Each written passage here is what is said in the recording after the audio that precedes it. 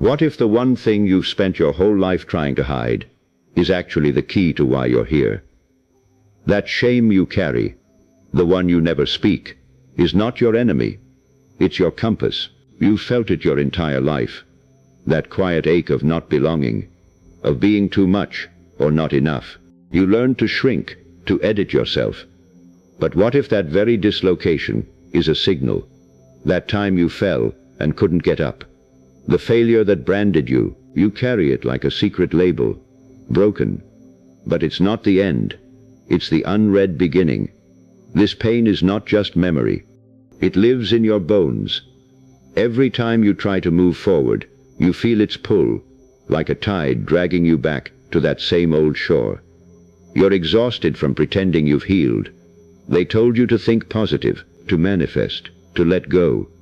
But the wound doesn't leave because you ignore it. It only grows louder. You've tried to outrun it, but it's always there, waiting in the silence. You look around and think everyone else has it figured out.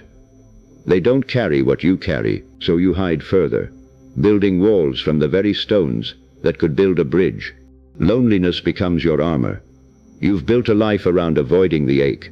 You chose the safe job, the safe love. But that avoidance has a price, a quiet numbness. You're not depressed. You're dislocated from your own soul. Chase your passion, they say. Find your why. But those words fall flat when you carry a weight no passion can lift. That wound whispers a different question. Not what to do, but what you must heal. What if the wound is not a scar but a seed, buried in the dirt of your past? It contains the code for your unique contribution. The very thing you've been running from holds the blueprint. Your pain has a pattern. It's not random. The rejection, the loss, the failure, they all point to a specific place in the world that only you can stand. There is a hidden gift inside the wound. The wound becomes a compass, not a chain.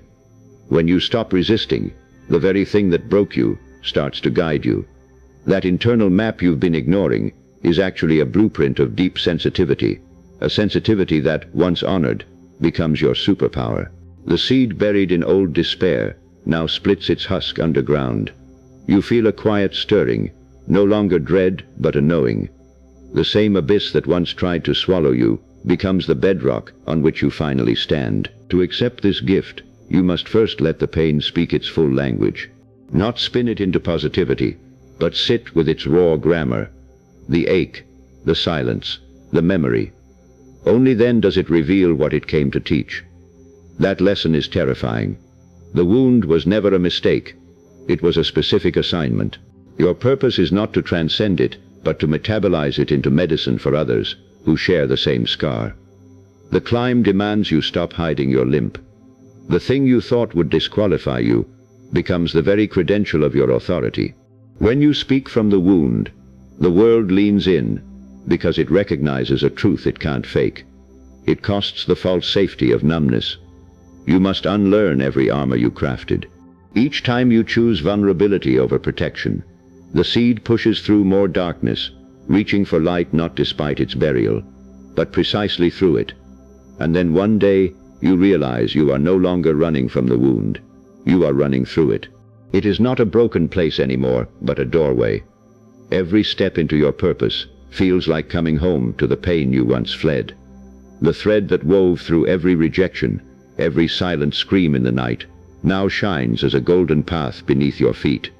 You didn't choose this road. It chose you, long before you had words to name it. You see now that the wound wasn't asking to be healed so much as to be heard. And in that listening, you found a voice that others needed. Your purpose is not a trophy, but a testament. The invisible thread never broke. It only waited for you to stop pulling away. And now, as you stand in the quiet center of your own life, you understand.